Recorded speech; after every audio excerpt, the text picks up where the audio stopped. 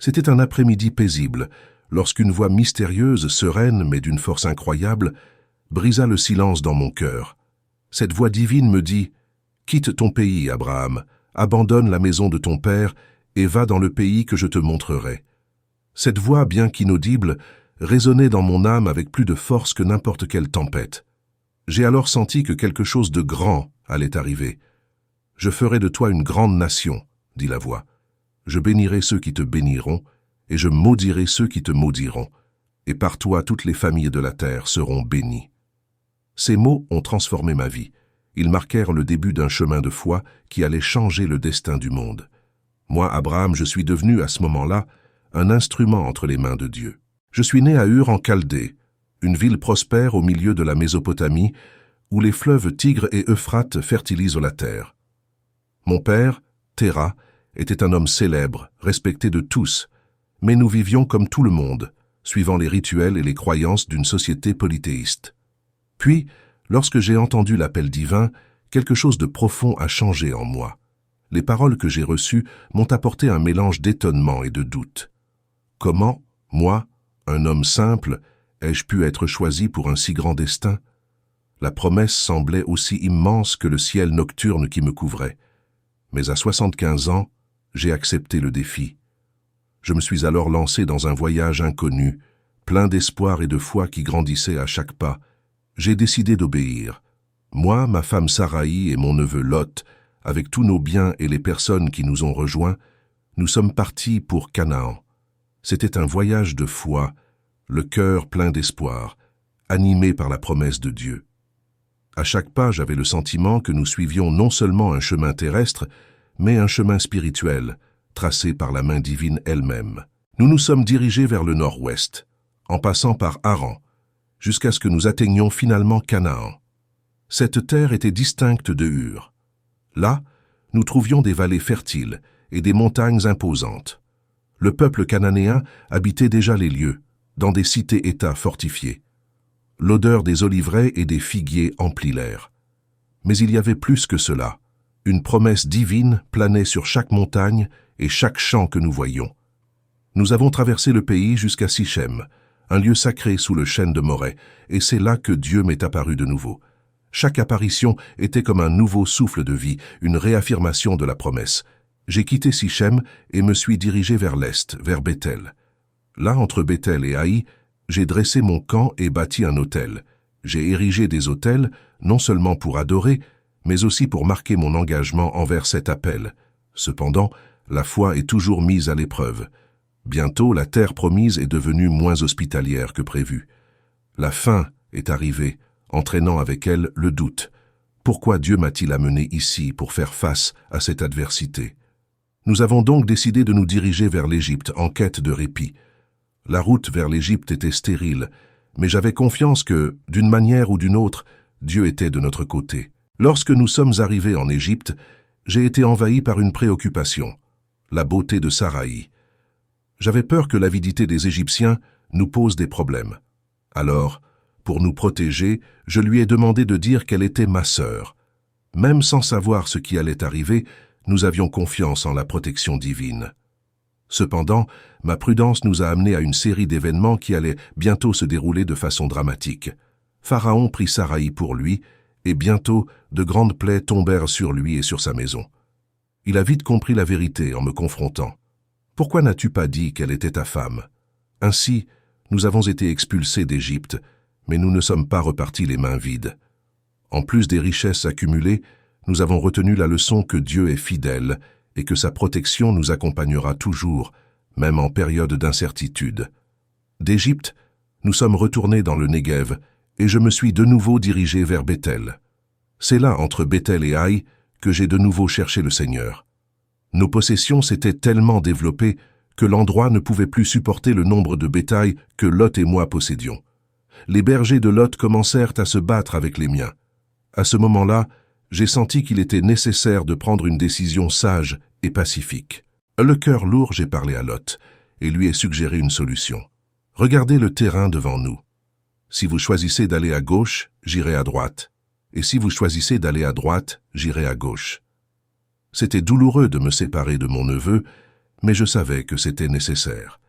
Il a choisi la fertile vallée du Jourdain, tandis que je suis resté en Canaan, suivant les traces de la promesse.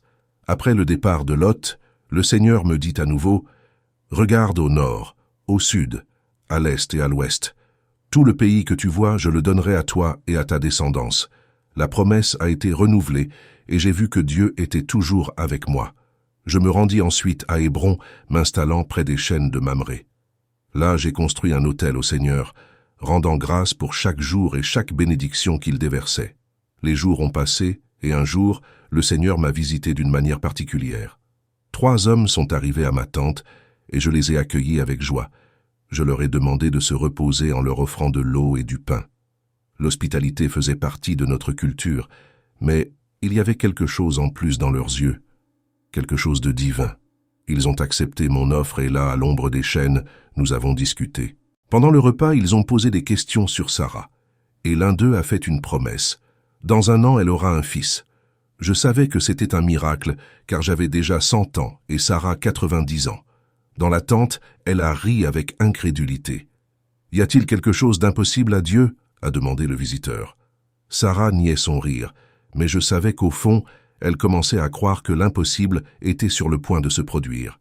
Ces hommes sont partis, et tandis que je les regardais partir, le Seigneur a partagé avec moi le sort de Sodome et Gomorrhe. Mon cœur était rempli de compassion, et j'ai prié pour ces villes. S'il y a 50 justes, les épargnerez-vous? Le Seigneur, dans sa bonté, a accepté ma prière. J'ai continué à intercéder, ramenant le nombre à 10. Dieu a écouté chaque demande, montrant qu'il est juste et compatissant. Pendant que j'intercédais, 2 anges arrivèrent à Sodome où Lot les rencontra. Lui, avec la même hospitalité que je lui avais apprise, les invita à se réfugier chez lui. Mais les hommes de Sodome, dans leur méchanceté, encerclèrent la maison de Lot, exigeant que les anges partent. Lot essaya de protéger ses visiteurs, offrant même ses filles, mais la foule avança. Les anges intervinrent, aveuglant les hommes de Sodome et révélant à Lot la destruction qui allait se produire.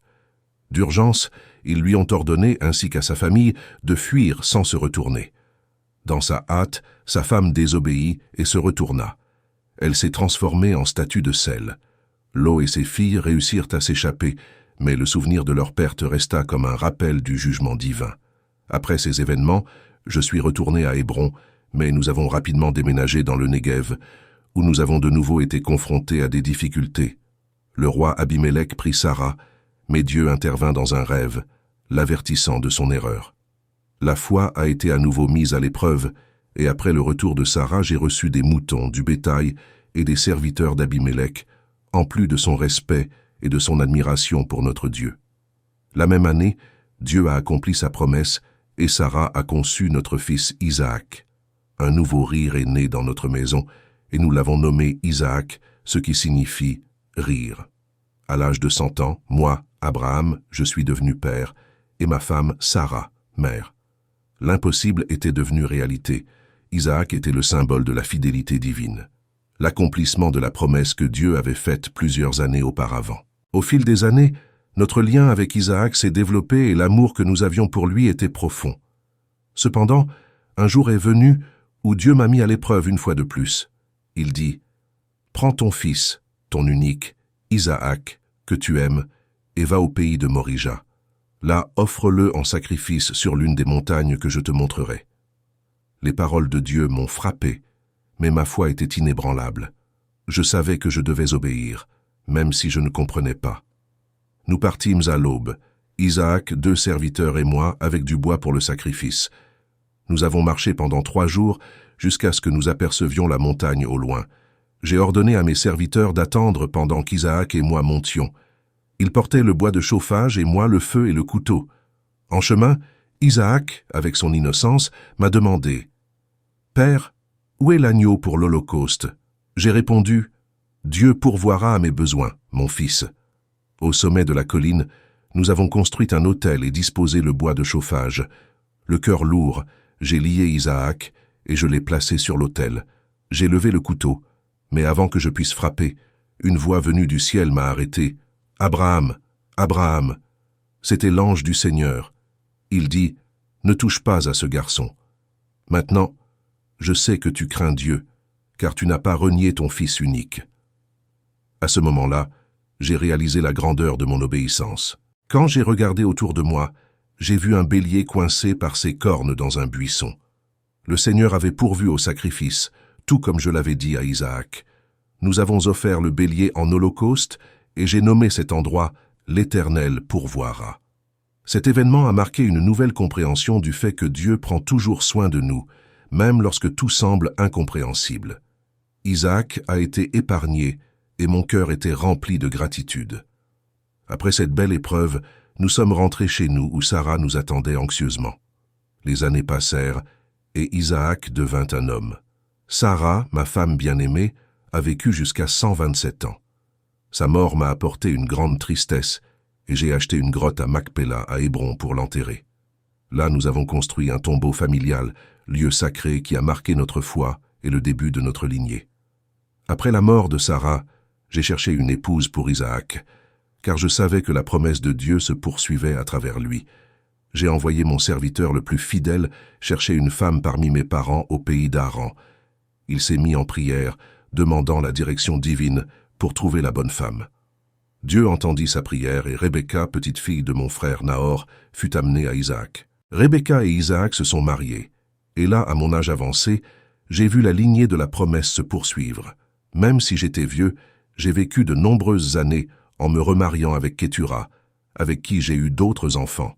Cependant, la bénédiction spéciale de Dieu était pour Isaac.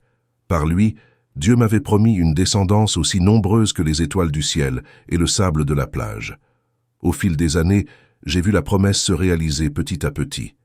Les générations qui ont émergé ont renforcé mon esprit. J'ai vu ce que Dieu avait fait pour moi, Abraham, l'homme qui avait parcouru un pays étranger, ne faisant confiance qu'à une promesse. Ma vie était devenue un témoignage de la fidélité divine, et à chaque instant, je remarquais l'amour de Dieu se manifester. Finalement, à 175 ans, j'ai senti que mon séjour sur terre touchait à sa fin.